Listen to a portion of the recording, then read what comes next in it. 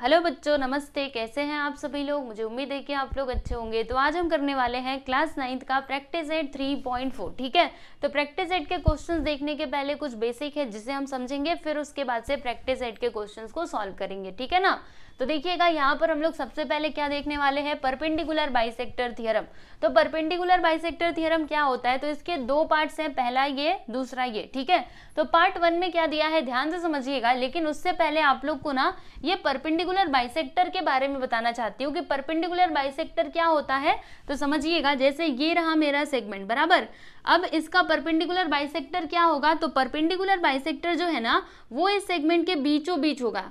ठीक है, सपोज करो कि ये इसका मिड पॉइंट है, तो यहां से हम लोग क्या करेंगे, एक सीधी लाइन खींचेंगे, एकदम सीधी, जो क्या हो इसके ऊपर परपेंडिकुलर हो, मतलब यहाँ पर ना 90 डिग्री का एंगल बने। ठीक है, तो परपेंडिकुलर बाइसेक्टर क्या करता है, दिए गए सेगमेंट को 2 इक्वल पार्ट्स में डिवाइड कर देता है, यानी कि यहां से यहां तक जितना होगा ना उतना ही यहां से यहां तक भी होगा। ठीक है, ये बात आप लोगों को समझ में आई ना। जैसे कि आप देख सकते हो, मैंने यहाँ पर ये सेगमेंट लिया हुआ है। ठीक है, और ये क्या है, ये इसका परपेंडिकुलर बाइसेक्टर है। तो ये क्या होगा, यहाँ पे 90 डिग्री का एंगल बनेगा, और यहाँ से लेकर के यहाँ तक और यहाँ से लेकर के यहाँ तक, मतलब ए बी सी, यानी कि यहाँ पर क्या होगा बच्चों, A B which is equal to क्या हो जाएगा, बी सी, है ना। क्योंकि परपेंडिकुलर बाइसेक्टर क्या करता है, दिए गए सेगमेंट को 2 इक्वल पार्ट्स में डिवाइड करता है। ठीक, इतनी बातें आपको समझ में आई। उसके बाद यहाँ पे देखिएगा, ये थ्योरम में दिया क्या है कि every point on the perpendicular bisector of a segment is equidistant from the end point of the segment. अब इसका मतलब क्या हुआ,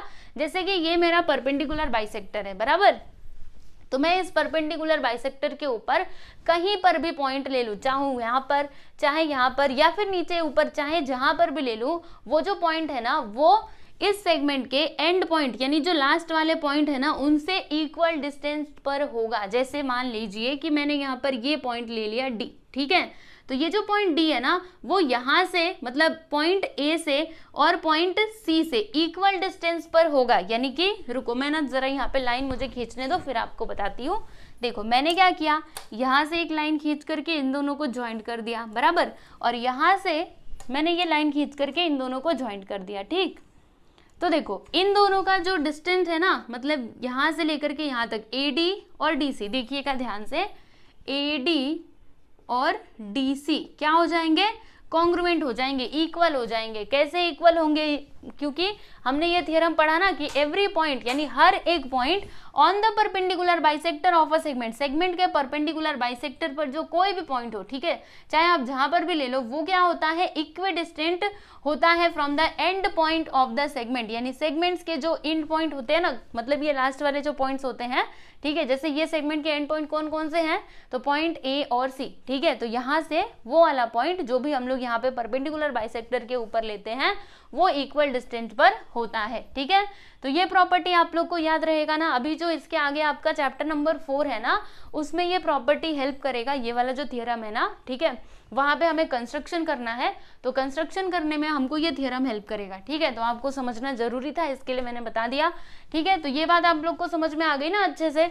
चलो अब इसका जो पार्ट 2 है ना बच्चों, इसकी चर्चा हम लोग कर लेते हैं। तो पार्ट 2 में क्या लिखा हुआ है, ध्यान से पढ़ो इसको। Any points equidistant from the end point of a segment is lies on perpendicular bisector of the segment। अब इसका मतलब क्या हुआ, देखो ये ना इसी का अपोजिट है। जैसे इसमें मैंने क्या बोला था कि ये मेरा परपेंडिकुलर बाइसेक्टर है, परपेंडिकुलर बाइसेक्टर के ऊपर मैं कहीं पर भी पॉइंट ले लूं, वो क्या होता है, वो सेगमेंट के एंड पॉइंट से इक्वल डिस्टेंस पर होता है। ठीक है, अब यहाँ पर इन्होंने क्या बोला ना कि हम लोग, जैसे ये मेरे पास सेगमेंट है, ध्यान से समझिएगा, मेरे पास ये सेगमेंट है बराबर, तो मैं ना अगर इन दोनों, मतलब ये जो दोनों एंड पॉइंट है ना, मान लीजिए ये बी है, ये सी है, ठीक है, तो बी और सी से इक्वल डिस्टेंस पे मैं अगर कोई पॉइंट लेती हूँ, जैसे मान लीजिए मैंने 2 सेंटीमीटर का डिस्टेंस लिया, ठीक है, तो 2 सेंटीमीटर का डिस्टेंस मतलब इतना आता होगा। ठीक है, तो मैंने क्या किया, इसमें ना मान लीजिए कि हाँ चलो यहाँ से नाप करके मैंने एक पॉइंट मतलब यहाँ पे लिया, और ये भी कितने सेंटीमीटर के डिस्टेंस पे है, 2 सेंटीमीटर के डिस्टेंस पर ही है। यानी यहाँ से यहाँ तक कितना है, 2 सेंटीमीटर, और यहाँ से यहाँ तक भी कितना है बच्चों, 2 सेंटीमीटर। ठीक है, तो ये जो पॉइंट मैंने लिया है ना, ये बताइए दोनों एंड पॉइंट से इक्वल डिस्टेंस पे है कि नहीं, है ना। तो ये वाला जो पॉइंट है ना वो कहाँ पर लाई करेगा, तो जो इस सेगमेंट का परपेंडिकुलर बाइसेक्टर होगा ना उसके ऊपर ये लाई करेगा। ठीक है, ये बात ये वाले जो थियरम है ना इसमें बोली गई है। एक बार इसको फिर से पढ़ो, फिर आपको समझ में आएगा। देखो क्या लिखा है, एनी पॉइंट, कोई भी point equidistant from the end point of the segment, यानी सेगमेंट के एंड पॉइंट से कोई भी पॉइंट हो, ठीक है, तो वो कहाँ पे लाई करता है, तो lies on perpendicular bisector of the segment, यानी कि जो सेगमेंट का परपेंडिकुलर बाइसेक्टर होता है ना उसके ऊपर वो लाई करता है, जैसे मैंने आपको यहाँ पर बता भी दिया, ठीक है। तो बस यहाँ पे वही बात बताई गई है, जैसे यहाँ पर इसके एंड पॉइंट ये हो गए, रुको 1 मिनट, हाँ बराबर दिख रहा है ना, ये मान लीजिए डी हो गया और ये ई हो गया, ठीक है। मैंने एक कोई पॉइंट लिया था यहाँ पर ए, जो क्या था, इक्वल डिस्टेंस पर था, ठीक है, मतलब मान लीजिए ये दोनों क्या थे, बराबर थे, बराबर। तो ये कहाँ पे लाई कर रहा है, तो ये जो इसका परपेंडिकुलर बाइसेक्टर है ना इसके ऊपर ये वाला पॉइंट यानी कि पॉइंट ए लाई करेगा, ठीक है। याद रहेगा आप लोगों को, इसके बारे में ज़्यादा चिंता मत करो, अगले वाले चैप्टर में इसका यूज़ आएगा, ठीक है, तो वहाँ पर भी आप लोग को दोबारा से बता दूंगी, लेकिन अभी ये पहले ही दिया गया था तो इसीलिए मैंने आप लोग को बता दिया, ठीक है। बस आप ऐसे याद रखो इसको। चलो अभी हम लोग नेक्स्ट किसकी बात करेंगे, तो एंगल बाइसेक्टर थियरम की बात करने वाले हैं। तो इसका यूज़ तो हमको प्रैक्टिस सेट के अंदर होने वाला है ना। तो इसमें क्या है, जैसे मेरे पास ये एंगल है, आप देख सकते हो, इस एंगल का नाम ले लेते हैं पी, यहाँ पे आ जाएगा क्यू, यहाँ पे आ जाएगा बच्चों आर, ठीक है, और यहाँ पे मैं ले लेती हूँ एस, और ये जो है ना, रुको, ये जो आपको दिखाई दे रहा है ना क्यू एस, ये क्या है, ये है angle bisector of this angle, ठीक है। ये पूरे एंगल का क्या है बच्चों, एंगल बाइसेक्टर है। मतलब एंगल बाइसेक्टर क्या करता है, उस एंगल को 2 इक्वल पार्ट्स में डिवाइड करता है, यानी कि ये वाला एंगल जितना होगा ना उतना ही ये वाला भी होगा, ठीक है। अगर ये एक्स है तो ये भी एक्स है, अगर ये वाई रहेगा तो ये भी वाई रहेगा, ठीक है, इस तरीके से। तो चलिए देखिए, इसमें भी 2 पार्ट दिए गए हैं। पहले पार्ट में क्या लिखा है कि every point on the bisector of an angle is equidistant from the sides of the angle, यानी कहने का मतलब क्या है, जैसे ये मेरा क्या है बच्चों, परपेंडिकुलर नहीं, एंगल बाइसेक्टर है, ठीक है। तो इस एंगल बाइसेक्टर के ऊपर मैं कोई भी पॉइंट ले लूँ, कहीं पर भी ले लूँ, चाहूँ तो यहाँ पर, यहाँ पर, यहाँ पर, आप कहीं पर भी ले लो, ये जो पॉइंट है ना, ये इसके जो साइड्स है ना एंगल के, ठीक है, इनसे ये इक्वल डिस्टेंस पर होगा। मतलब अगर मैं इस तरीके से सीधी लाइन यहाँ पे खींचूं, एकदम सीधा लाइन खींचना है और टेढ़ा मेढ़ा मत खींचना। देखो डिस्टेंस का मतलब क्या होता है ना कि वो लाइन सीधी होनी चाहिए। जैसे कि मेरे पास मैंने ये 2 लाइन खींची, ठीक है, मैंने आपसे पूछा कि इन दोनों लाइन के बीच का डिस्टेंस बताइए, तो डिस्टेंस आप ऐसे मेजर नहीं करोगे कि आपने ऐसे लाइन खींचा और इसको मेजर करके बताया कि ये इसका डिस्टेंस है, बिल्कुल भी नहीं। आपको क्या करना होगा, अगर आपको डिस्टेंस मेजर करना है तो आप सीधी सीधी लाइन खींचोगे, ठीक है, एकदम सीधी लाइन खींचोगे और तब जाके इसको मेजर करोगे और बताओगे कि इसका डिस्टेंस इतना है, ठीक है। वैसे यहाँ पर भी अगर मुझे डिस्टेंस बताना है तो एकदम सीधी लाइन खींचनी होगी, ठीक है, टेढ़ी मेढ़ी नहीं, इस तरीके से सीधी लाइन खींचेंगे, बराबर। और यहाँ पर भी एक सीधी लाइन खींचेंगे, यानी कि परपेंडिकुलर लाइन खींचेंगे, परपेंडिकुलर इस तरीके से, ओके। तो इसका जो डिस्टेंस होगा ना बच्चों, वही इसका भी डिस्टेंस होगा, ठीक है। यहाँ पे थोड़ा सा ये जो एंगल है ना, रुको मैं थोड़ा ठीक कर दूँ, नहीं तो आप बोलोगे ये बड़ा दिख रहा है और इसको इक्वल बता रहे हो। तो ये गलती से मतलब बनाने में थोड़ा सा इधर उधर हो गया है, पर मैं इसको सही करती हूँ, डोंट वरी, ठीक। अब तो कोई कुछ नहीं बोल सकता, अब एकदम बराबर होगा, देख लेना, ठीक है ना। अब देखो, अब एकदम बराबर है, तो ये जितना होगा उतना ही ये भी होगा, ये एक्स तो ये भी एक्स, ठीक। तो देखो ये परपेंडिकुलर है इसके ऊपर, ये परपेंडिकुलर है इसके ऊपर। तो मैंने क्या बोला कि इस ये एंगल बाइसेक्टर के ऊपर मैं कोई भी पॉइंट ले लूँ, वो क्या होगा, जो एंगल के साइड्स रहेंगे ना उनसे इक्वल डिस्टेंस पर ही होगा। जैसे हमने देखा भी कि ये मैंने पॉइंट ले लिया यहाँ पर ई, ठीक है, तो ये क्या है, देखो यहाँ से यहाँ तक जितना है उतना ही ये भी है, यानी कि साइड से क्या है बच्चों, इक्वल डिस्टेंस पे है ना। उसी तरीके से आप कहीं पर भी पॉइंट ले सकते हो, यहाँ पर भी ले सकते हो, इधर भी ले सकते हो। चलो मैंने इधर पॉइंट ले लिया, ठीक है, तो यहाँ से यहाँ तक का डिस्टेंस जितना होगा उतना ही ये भी होगा, मतलब ये दोनों क्या हो जाएंगे, इक्वल हो जाएंगे। ये हमको कैसे समझ में आया, तो ये हमें बताया एंगल बाइसेक्टर थियरम ने, ठीक है, समझ पाए मैं आप लोग को क्या बताना चाहती हूँ, ठीक है ना। देखो मान लेते हैं कि ये मेरा पॉइंट है Z और ये है Y, तो देखिएगा अगर ऐसा है कि ये इसका बाइसेक्टर है तो फिर ये जो EY है ना, ये किसके इक्वल हो जाएगा, EZ के इक्वल हो जाएगा, ठीक है। तो बस बच्चों ये था आप लोगों का angle bisector theorem. I hope आप लोग को समझ में आ गया होगा। अभी जब हम क्वेश्चन सॉल्व करेंगे तो और अच्छे तरीके से इसका जो एप्लीकेशन है ना वो आप देख करके समझ जाओगे ये थ्योरम के बारे में। चिंता मत करो, अभी क्वेश्चन तो पूरे बाकी है ना, बस आपको अभी थ्योरम बता रही हूँ। अभी देखना क्वेश्चन सॉल्व करोगे तो इसका एप्लीकेशन भी समझ जाओगे कि कैसे क्वेश्चन के ऊपर इसको लगाया जाता है। ठीक है, चलो अभी हम यहाँ पर ना पार्ट 2 की बात कर लेते हैं कि पार्ट 2 में क्या लिखा है। तो इसका अपोजिट ही है यहाँ पे कि any point equidistant from sides of an angle is on the bisector of the angle. अब इसका मतलब क्या हुआ, देखो जैसे कि मेरे पास ये एंगल है, ठीक, तो इस एंगल में ना मैंने क्या किया, मतलब इसके जो साइड्स है ना, एंगल के जो साइड्स हैं इनसे इक्वल डिस्टेंस पे, मान लीजिए यहाँ से लेकर के यहाँ तक मैंने 1 सेंटीमीटर लिया और यहाँ से लेकर के यहाँ तक भी 1 सेंटीमीटर लिया। ठीक है, यानी दोनों जगह से, इधर से भी और इधर से भी, यहाँ पे भी 90 डिग्री का एंगल बनेगा, यहाँ पर भी। ठीक है, तो मैंने 1-1 सेंटीमीटर पर लेकर के ये वाला पॉइंट यहाँ पे ले लिया है, बराबर। तो देखो ये जो पॉइंट है ना वो यहाँ से इक्वल डिस्टेंस पर है, मतलब दोनों साइड से, इस वाले साइड से भी और इस वाले साइड से भी इक्वल डिस्टेंस पे है, मतलब ये और ये दोनों क्या है बच्चों, कॉन्ग्रुएंट है। तो जब भी ऐसा होता है तो वो जो पॉइंट है ना वो कहाँ पे लाई करता है, तो उस एंगल के मतलब उस एंगल का जो एंगल बाइसेक्टर होता है ना उसके ऊपर वो लाई करता है। यानी कि ये वाला जो पॉइंट है ना ये कहाँ पर आएगा, तो एंगल बाइसेक्टर के ऊपर आएगा। ठीक है, जैसे हमने यहाँ पे देखा था ना, ये सेगमेंट के लिए था और ये एंगल के लिए है। ठीक है, समझ पाए इसमें क्या बताया गया है? सुनो एक बार फिर से बता रही हूँ, ध्यान से सुनिए। Any point equidistant from sides of an angle, यानी कि जो एंगल के साइड्स है ना, एंगल के साइड से इक्विडिस्टेंट का मतलब क्या होता है, इक्वल डिस्टेंस। ठीक है, तो एंगल के साइड से इक्वल डिस्टेंस पे अगर हमने क्या लिया, कोई पॉइंट लिया, तो वो वाला पॉइंट लाई करता है, कहाँ पर लाई करता है, तो बाइसेक्टर ऑफ द एंगल, मतलब एंगल बाइसेक्टर के ऊपर वो लाई करता है, जैसे मैंने आपको यहाँ पर बता भी दिया। ठीक है, तो ये बात भी आप लोग ध्यान में रखना। ये इसका पार्ट 1 था, ये इसका पार्ट 2 था। ठीक, चलो अब हम यहाँ पे किसकी बात करेंगे, यहाँ पे एक और प्रॉपर्टी है जिसे आप लोग को समझना चाहिए, इसका भी यूज हम लोग क्वेश्चन के अंदर करने वाले हैं। ठीक है, ये तो सिंपल है, देखो इसमें क्या लिखा है, जैसे मैं आपको ना प्रैक्टिकली करके बताती हूँ। देखो मैंने क्या किया ना, यहाँ पे बनाऊं, चलो यहाँ पे एक एंगल ट्राइंगल में बनाती हूँ। ठीक है, ये देखिए मैंने एक ट्राइंगल बनाया है ना, इसका एंगल ये रहा। फिर उसके बाद मैंने एक और ट्राइंगल बनाया, ठीक, इसका एंगल थोड़ा सा मैंने बढ़ा दिया। ठीक, एक और यहाँ पे ट्राइंगल बना लेते हैं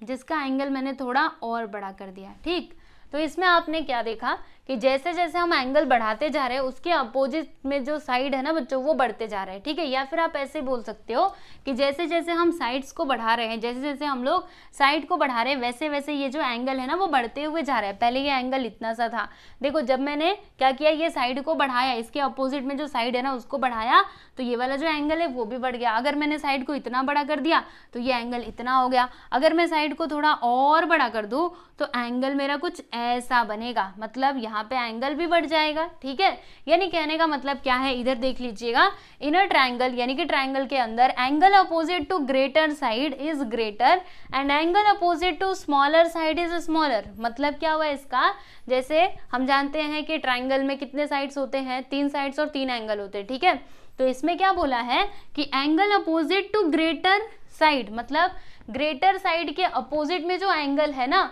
वो एंगल क्या होता है बच्चों, ग्रेटर होता है। जैसे हमने देखा कि यहाँ पर ग्रेटर साइड ये है ना, तो इसके अपोजिट में जो एंगल रहेगा यही क्या होगा, सबसे बड़ा एंगल होगा। ठीक है, और इसी का एक अपोजिट है कि अगर एंगल कहाँ पे रहेगा, अपोजिट टू स्मॉलर साइड, यानी कि अगर वो स्मॉलर साइड के अपोजिट में रहेगा, जो सबसे छोटा साइड है उसके अपोजिट में जो एंगल रहेगा वो एंगल क्या होगा बच्चों, सबसे छोटा होगा। ठीक है, और इसी का आप उल्टा कर दो कि जो साइड है, अभी मैंने किसकी बात की, एंगल की बात की, बराबर। अब इसी का अपोजिट कर दो कि अगर मतलब बड़े वाले एंगल के सामने कोई साइड है तो वो साइड सबसे बड़ा होगा और मतलब छोटा वाला जो एंगल है उसके सामने जो साइड है वो सबसे छोटा होगा। ठीक है, तो यहाँ पर यही बात लिखी गई है।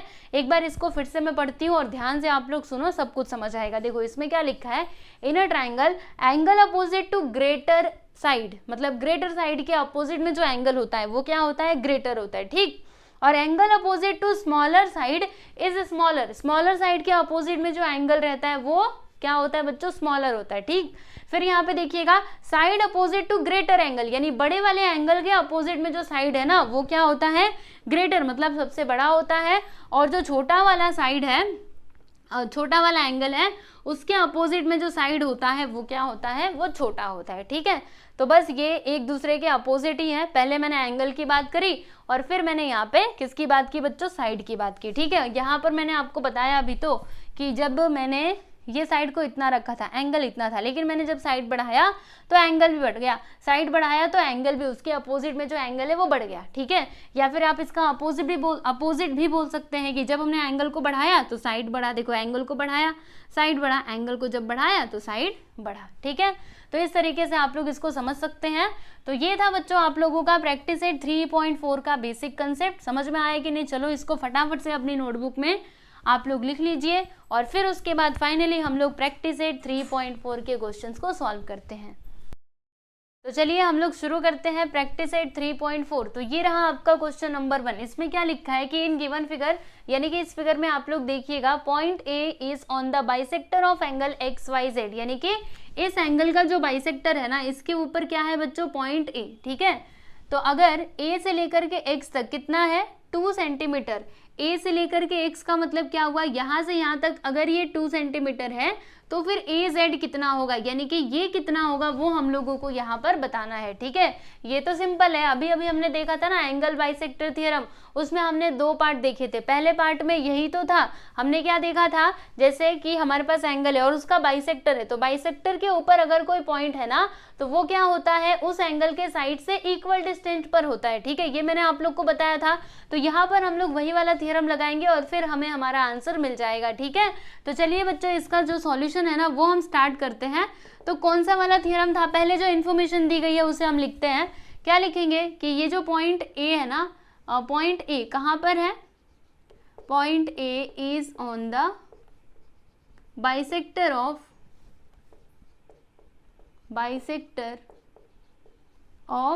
Angle XYZ। ठीक है, और यहाँ पर क्या दिया गया है स्टूडेंट, तो यहाँ पे AX दिया गया है कितना, 2 सेंटीमीटर। तो मैंने यहाँ पे लिखा AX which is equal to 2 centimetre. तो यहाँ पे हम लोग वो वाला थ्योरम लगाने वाले हैं, कौन सा, देखो मैं यहाँ पे पहले आपको लिख करके बताती हूँ, बाई एंगल बाइसेक्टर थ्योरम। ठीक है, ऐसे पार्ट 1 लिखते हैं, by part 1 of the angle bisector theorem.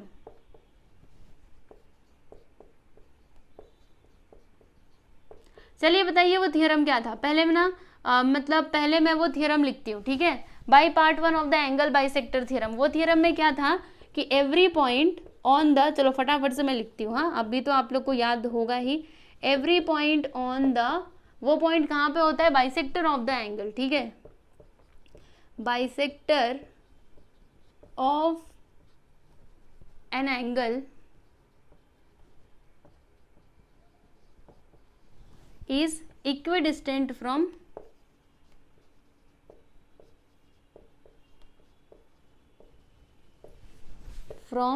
the sides of the angle। ठीक है, sides of the angle। क्या लिखा मैंने एक बार फिर से आपको पढ़ करके बता देती हूँ, ध्यान से सुनिएगा। पार्ट 1 में क्या था कि every point on the bisector of an angle, यानी कि एंगल का जो बाइसेक्टर है उसके ऊपर कोई भी पॉइंट होने दो, वो क्या होता है, वो साइड से इक्वल डिस्टेंस पर होता है। ठीक है, तो अगर AX इतना है तो ये भी कितना होगा, इतना। मतलब हम यहाँ पे क्या बोल सकते हैं कि therefore AX which is equal to क्या हो जाएगा बच्चों, AZ हो जाएगा, है ना, क्योंकि ये प्रॉपर्टी में हमने यही देखा था। तो देखिएगा AX कितना दिया है, 2 सेंटीमीटर दिया है ना, इसीलिए AZ भी कितना हो जाएगा बच्चों, 2 सेंटीमीटर हो जाएगा। ठीक है, and this is your final answer. हमें यही बताना था ना, find the measure of AZ, तो हमने यहाँ पर AZ बता दिया है, आप देख सकते हो कितना है, 2 सेंटीमीटर, बस इतना सा ही था, देखो कितना सिंपल था। ठीक है, चलो अब हम यहाँ पे बात करेंगे सेकेंड सब क्वेश्चन की, मतलब सेकेंड क्वेश्चन की, सब क्वेश्चन नहीं है, डायरेक्टली ये क्वेश्चन दिया गया है। तो इसमें क्या लिखा है फिगर में देखिएगा, angle R S T which is equal to 56 degree. तो आर एस टी का मतलब कौन सा एंगल, देखो आर एस टी यानी कि पूरे एंगल की बात की जा रही है। पूरा एंगल कितने डिग्री का है, 56 डिग्री का है, ठीक है। और हमने यहाँ पे क्या देखा कि ये जो पी टी है ना, पी टी परपेंडिकुलर है एस टी के ऊपर, और ये जो पी आर है ना, देखो पी आर परपेंडिकुलर है एस आर के ऊपर, ठीक है। और फिर यहाँ पे एक और बात बताई गई है कि पी आर कॉन्ग्रुएंट है पीटी के। तो देखो ये जो पी आर है ना बच्चों, ये पीटी के क्या है, कॉन्ग्रुएंट है। तो फिर हमें यहाँ पर क्या बताना है, find the major of angle R S P. Are S P मतलब आर एस पी यानी कि ये वाला जो एंगल है ना, इसका मेजरमेंट हम लोगों को बताना है। तो इसको हम लोग कैसे सॉल्व करेंगे, चलिए आप लोगों को बताती हूँ। पहले ना मैं आपको ओरली समझा देती हूँ। देखिए यहाँ पर भी हम लोग जो हमने प्रॉपर्टी मतलब जो थ्योरम देखा था ना, एंगल बाइसेक्टर थ्योरम का पार्ट 2, उसका यूज हम लोग करने वाले हैं। पार्ट 2 में हमने क्या देखा था, जैसे कि हमारे पास कोई एंगल है, ठीक, और इस एंगल मतलब एंगल के जो साइड्स है ना, ये साइड है एक, दूसरा ये है, ठीक है। तो इन दोनों से इक्वल डिस्टेंस पे अगर कोई पॉइंट है तो वो कहाँ पे लाई करता है, तो उसका जो बाइसेक्टर होता है ना एंगल का, उसके ऊपर वो लाई करता है, ठीक है। तो अगर ये पॉइंट इसके ऊपर लाई करेगा यानी मतलब बाइसेक्टर के ऊपर लाई करेगा, तो फिर हम ये वाले एंगल का मेजरमेंट बता सकते हैं। कैसे, अगर ये इसका बाइसेक्टर हुआ मतलब इस एंगल का अगर ये बाइसेक्टर हुआ एस पी, तो फिर ये और ये क्या हो जाएंगे बच्चों, इक्वल हो जाएंगे ना। इक्वल मतलब इसका हाफ, यानी ये पूरे एंगल का हाफ हो जाएगा, यहाँ पर हाफ इधर आएगा हाफ इधर आएगा, ठीक है। तो इस तरीके से हम लोग इस क्वेश्चन को सॉल्व करने वाले हैं। मैं आपको बताती हूँ, चिंता मत करो। पहले जो इन्फॉर्मेशन दी गई है उसे हम एक बार लिख लेते हैं, फिर आपको समझाती हूँ, ठीक है। ये भी बहुत ही सिंपल है। पहले तो यहाँ पे लिखो आर एस टी कितना दिया है स्टूडेंट, 56 डिग्री दिया है, ठीक है। और हमने यहाँ पर क्या देखा कि ये जो पी टी है ना, सेक पी टी परपेंडिकुलर है किसके ऊपर, रे एस टी के ऊपर, ठीक, रे एस टी के ऊपर। एंड ये जो पी आर है ना, सेक पी आर, ये परपेंडिकुलर है किसके ऊपर, रे एस आर के ऊपर, ठीक है। और कुछ इन्फॉर्मेशन दी गई है तो उसे भी हम लिख सकते हैं, यस। और भी यहाँ पे दिया है कि ये जो पी आर है ना, सेगमेंट पी आर कॉन्ग्रुएंट है कौन से सेगमेंट के, सेगमेंट पीटी के, ठीक है। तो ये सारी इन्फॉर्मेशन दी गई है। अब यहाँ पे हम लोग वो जो दूसरा वाला पार्ट 2 था ना, उसका हम लोग यूज करने वाले हैं। तो पार्ट 2 क्या था, एंगल बाइसेक्टर थ्योरम का, याद करो। नहीं याद आ रहा कोई बात नहीं, आपको लिख करके समझा देती हूँ। देखिए यहाँ पे हम लिखते हैं कि by part 2 of the angle bisector theorem,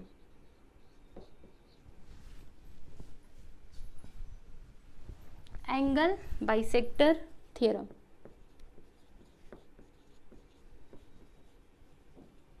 उसमें हमने क्या देखा था वो थ्योरम में, चलो एक बार हम उसको लिखते हैं। Any point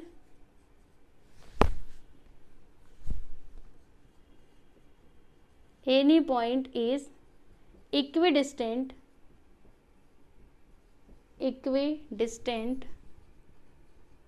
from the sides of an angle is on the bisector of the angle, ठीक है। तो ये था इसका मतलब स्टेटमेंट, यही था ना कि अगर कोई भी पॉइंट है जो इक्वल डिस्टेंट पे है साइड से उस एंगल के, तो फिर वो कहाँ पे लाई करता है, तो वो एंगल का जो बाइसेक्टर होता है उसके ऊपर वो लाई करता है, ठीक है। तो ये बात यहाँ पर बताई गई थी। तो देखिएगा ध्यान से, ये जो पॉइंट है ना बच्चों, वो इस एंगल के साइड से इक्वल डिस्टेंट पर ही है ना, क्योंकि देखो यहाँ पे साफ साफ लिखा है कि पी आर और पी टी क्या है, कॉन्ग्रुएंट, मतलब ये और ये दोनों क्या है, बराबर। बराबर होने का मतलब क्या हुआ कि इन दोनों का जो डिस्टेंस है ना वो तो सेम है ना। देखो साइड से दोनों का डिस्टेंस क्या है बच्चों, सेम है। तो ये जो पॉइंट P है वो कहाँ पे लाई करेगा, तो वो लाई करेगा एंगल बाइसेक्टर के ऊपर, ठीक है। तो एंगल बाइसेक्टर यहाँ पे क्या हो जाएगा, ये जो SP है ये इसका एंगल बाइसेक्टर हो जाएगा। और अगर ये इसका एंगल बाइसेक्टर है तब ये एंगल और ये एंगल दोनों हो जाएंगे इक्वल, ठीक है। और ये दोनों इक्वल हो जाएंगे, मतलब इनकी मदद से हमें ये वाला एंगल आसानी से मिल जाएगा, ठीक है। तो देखिएगा ये तो मैंने ये पूरा स्टेटमेंट यहाँ पे लिख दिया है अच्छे तरीके से। तो अब आपको कुछ नहीं लिखना, आप डायरेक्टली बोल सकते हो कि ये जो SP है ना, SP क्या हो जाएगा, बाइसेक्टर ऑफ द एंगल, ठीक है। तो यहाँ पर मैं लिख सकती हूँ कि देयरफॉर रे SP is the bisector of angle, कौन सा एंगल था, आर एस टी, ठीक है, आर एस टी था ना, आर एस टी का क्या है बच्चों, ये बाइसेक्टर है, यानी ये वाला एंगल और ये वाला एंगल दोनों क्या हो जाएंगे, इक्वल हो जाएंगे। तो यहाँ पर मैं क्या लिख सकती हूँ, angle R S P which is equal to, देखो आर एस पी मतलब आर एस पी यानी कि ये वाला एंगल, और फिर इस एंगल का नाम लिख देते हैं टी एस पी, ठीक है। तो ये किसके इक्वल हो जाएगा, एंगल टी एस पी के इक्वल हो जाएगा, बराबर। इतनी बातें आपको समझ में आई। अब ध्यान से देखिएगा, ये जो पूरा एंगल है ना, ये पूरा एंगल, ठीक है, ये किसके इक्वल होगा, तो इन दोनों एंगल्स को सम करके होगा। एंगल एडिशन प्रॉपर्टी में हमने सीखा हुआ है।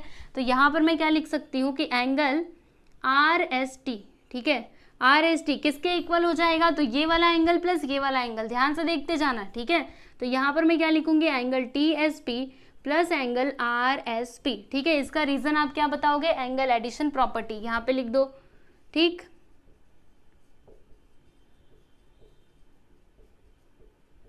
Angle addition property.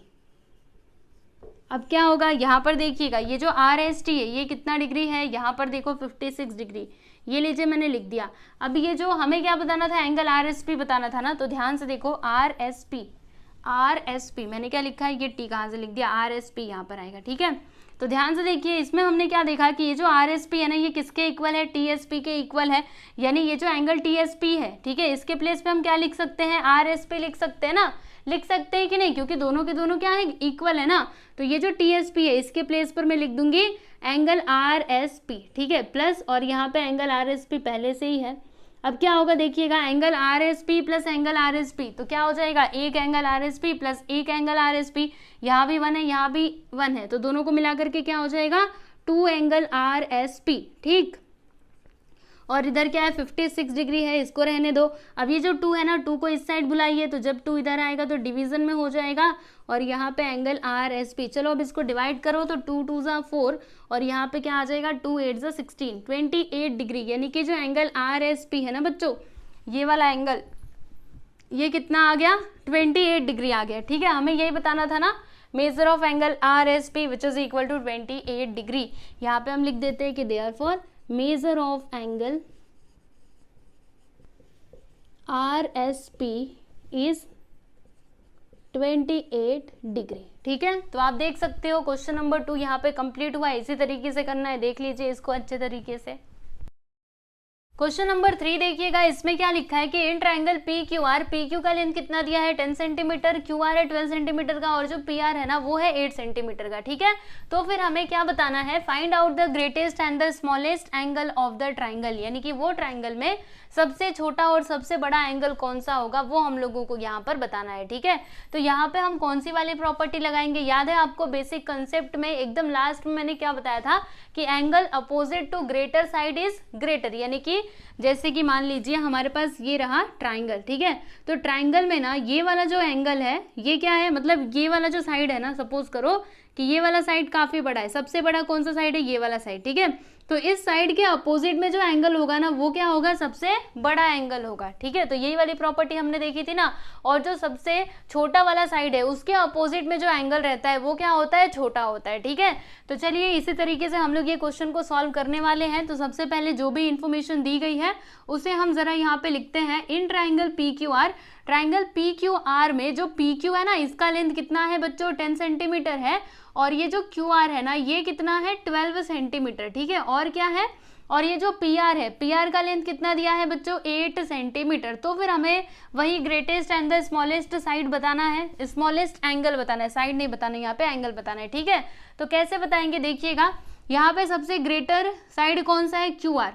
तो क्यू आर को सबसे पहले लिखेंगे, Q R is greater than, Q R किससे ग्रेटर है, इससे थोड़ा छोटा क्या है बच्चों, पी क्यू।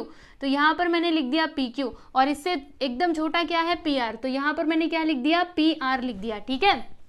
समझ रहे हो कि नहीं। चलो एक काम करते हैं, यहाँ पे ना हम लोग ट्राइंगल भी बना लेते हैं। तो सबसे बड़ा वाला साइड यहाँ पे क्यू आर है, तो इसको हम लोग बेस मान लेते हैं। क्यू आर क्या हो जाएगा, बेस हो जाएगा, जिसका लेंथ कितना दिया है, 12 सेंटीमीटर, ठीक है। तो ये देखो ये हो गया क्यू आर जिसका लेंथ है 12 सेंटीमीटर, ठीक। फिर ये जो पी क्यू है ये कितना दिया है, 10 सेंटीमीटर। तो इससे थोड़ा सा ज़्यादा, मतलब थोड़ा सा कम रहना चाहिए ना, मतलब यहाँ पर कहीं पर हम इसको एक आर्क लगा देते, रुको, ये इतना रहेगा तो चलेगा क्या, थोड़ा और ऊपर चलिए, यहाँ पर मान लीजिए, और ये कितना है 8, 8 मतलब इससे भी छोटा, इससे भी छोटा, 8 मतलब इतना छोटा आना चाहिए, इतना छोटा मतलब यहाँ पर कहीं, ठीक है। तो इसको मैं थोड़ा नीचे लेकर के आऊँगी, मतलब हमारा ट्राइंगल ना कुछ इस तरीके से बनेगा। देखो आपको एकदम परफेक्टली ऐसा मेज़र करके नहीं बनाना है, ठीक है, मतलब ऐसे ही अंदाज से बना दीजिएगा, एक को बड़ा बनाइएगा, एक को उससे थोड़ा छोटा और एक को सबसे छोटा, ठीक है, जैसे मैं बना रही हूँ ना वैसे। चलो ये हो गया हमारा, मतलब यहाँ पे हमें मिला पॉइंट P। थोड़ा और इसको ऊपर लेकर के जाती हूँ मैं, ठीक, ये P, और इस तरीके से मैंने इसको जॉइंट कर दिया, बराबर। तो देखिएगा ये P हो गया, PQ, ये PR। तो PQ का लेंथ कितना दिया है बच्चों 10 सेंटीमीटर, तो इसको मैंने 10 सेंटीमीटर यहाँ पे लिख दिया। ये कितना है 8 सेंटीमीटर, तो मैंने यहाँ पे 8 सेंटीमीटर लिख दिया, ठीक है। तो सबसे बड़ा वाला साइड यहाँ पे क्या है QR, ये देखिए QR लिखा है, इससे थोड़ा बड़ा क्या है PQ, तो PQ लिखा, और PQ इज ग्रेटर देन, ये किससे ग्रेटर है, PR से ग्रेटर है, ठीक है। अब हमने वो वाली प्रॉपर्टी में क्या देखा था कि angle opposite to greater side is greater and angle opposite to smaller side is smaller, ठीक है। तो देखिएगा यहाँ पे सबसे बड़ा एंगल कौन सा होगा, तो सबसे बड़ा साइड पहले देखो, सबसे बड़ा साइड क्या है बच्चों QR, ठीक है। तो इसके अपोजिट में कौन सा एंगल है, एंगल P, यानी कि सबसे बड़ा एंगल क्या हो जाएगा, एंगल P हो जाएगा। तो देखिएगा यहाँ पर मैं लिख दूंगी angle P is greater than, ठीक है। फिर उसके बाद इससे थोड़ा छोटा साइड कौन सा है PQ, इसके अपोजिट में ये वाला एंगल है, यानी इससे थोड़ा छोटा एंगल क्या हो जाएगा बच्चों, एंगल R हो जाएगा। और सबसे छोटा एंगल कौन सा होगा, तो देखो सबसे छोटा साइड ये है, PR के अपोजिट में ये वाला एंगल है, यानी कि लास्ट में क्या आएगा बच्चों, एंगल Q आएगा, ठीक है। तो ये हमने कैसे लिखा, अपने मन से नहीं लिखा, हमने वाली प्रॉपर्टी लगाई। कौन सी, इसका रीजन आप लिख करके बताइएगा, वो जो पूरा स्टेटमेंट मैंने आप लोग को लिख करके दिया था ना वही लिखिएगा। चलिए हम लिख देते हैं कि एंगल अपोजिट टू, याद है ना, भूले तो नहीं, एंगल अपोजिट टू, मेरे साथ साथ बोलो चलो, फिर आपको याद हो जाएगा। Angle opposite to greater side is greater and angle opposite to smaller side is smaller, ठीक है। तो आप एक काम करो, हमने क्या लिखा, angle opposite to greater side is greater and angle opposite to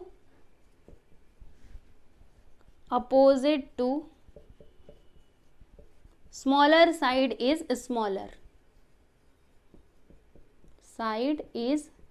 smaller, ठीक है।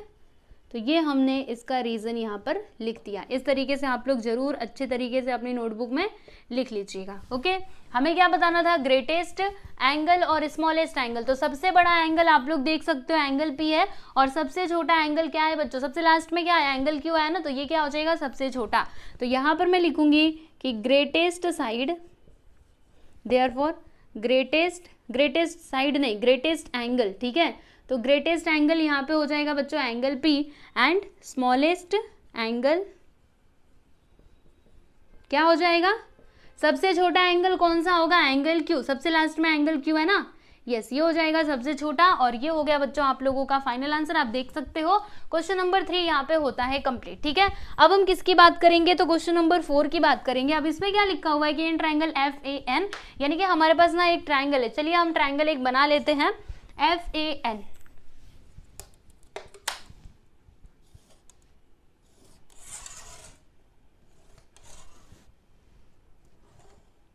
चलिए ये हो गया मेरा ट्राइंगल, जिसमें एंगल F जो है ना ये कितने डिग्री का है, 80 डिग्री का है। एंगल A जो है वो है 40 डिग्री का।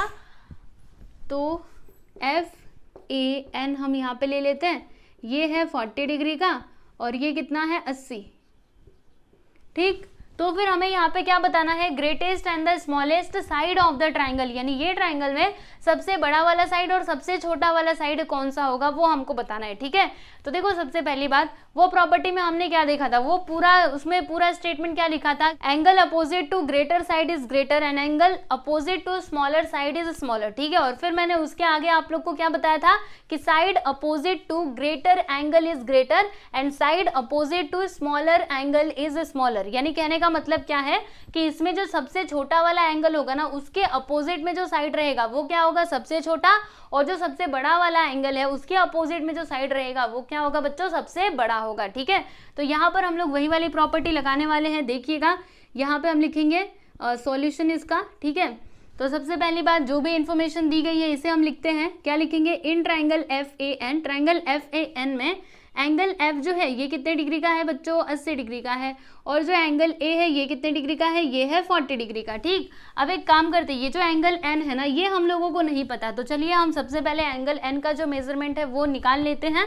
तो देखिएगा हम यहाँ पे क्या लिख सकते हैं, angle F plus angle A plus angle N, ठीक है, तीनों का जब सम करेंगे तो कितना आएगा, 180 डिग्री आएगा। इसका आप रीजन क्या बताओगे, the sum of angles of a triangle is 180 degree. ठीक है, इस तरीके से आप लोग इसका रीजन जरूर लिख लीजिएगा ये वाले ब्रैकेट में। चलो मैं आप लोग को यहाँ पे लिख करके बता देती हूँ, द सम ऑफ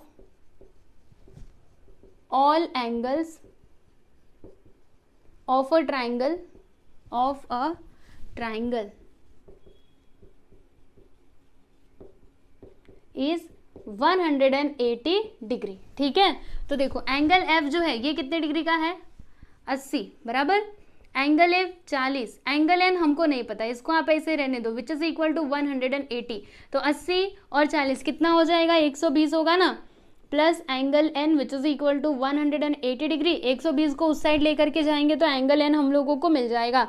तो 180 माइनस 120, चलो माइनस करके बताओ, आ जाएगा यहाँ पे 60 डिग्री, यानी कि ये जो एंगल है ना ये कितने डिग्री का आ गया बच्चों, 60 डिग्री का आ गया। ठीक है, तो सबसे बड़ा एंगल यहाँ पे क्या है, एंगल F है, जो कितने डिग्री का है, देखो जरा 80 डिग्री का है। ठीक है, तो यहाँ पे हम लिखते हैं कि सिंस हमको पता है angle F is greater than, angle F क्या है, सबसे बड़ा है, फिर उससे थोड़ा छोटा क्या है बच्चों, एंगल N, फिर इससे एकदम छोटा क्या है, एंगल A, तो यहाँ पे हम लिख देंगे एंगल A। क्या लिखा मैंने, angle F is greater than angle N and it is greater than angle A। ठीक है, अब उसके बाद देखिएगा सबसे बड़ा वाला एंगल F है ना, तो इसके अपोजिट में जो साइड है वो क्या होगा, वो सबसे बड़ा होगा, तो इसके अपोजिट में कौन सा साइड है, AN, तो यहाँ पर मैं क्या लिख दूंगी, AN which is greater than, ठीक है, जो ग्रेटर हो जाएगा अभी एंगल N, इसका अपोजिट साइड क्या है बच्चों, FA, तो यहाँ पर मैंने लिख दिया FA, और ये एंगल है इसका अपोजिट में कौन सा साइड है, FN, तो यहाँ पर मैंने लिख दिया FN, यानी कि यहाँ पे सबसे बड़ा साइड क्या हो जाएगा, AN हो जाएगा, और सबसे छोटा साइड क्या होगा, FN होगा। ठीक है, और इसका आप रीजन क्या बताओगे, इस तरीके से वो जो पूरा स्टेटमेंट था ना वो आप लिख दीजिएगा। क्या लिखोगे, एंगल नहीं, यहाँ पे साइड पूछा जा रहा था ना, तो साइड लिखिएगा, side opposite to greater angle. ठीक है, greater angle is greater and side opposite to smaller angle is smaller.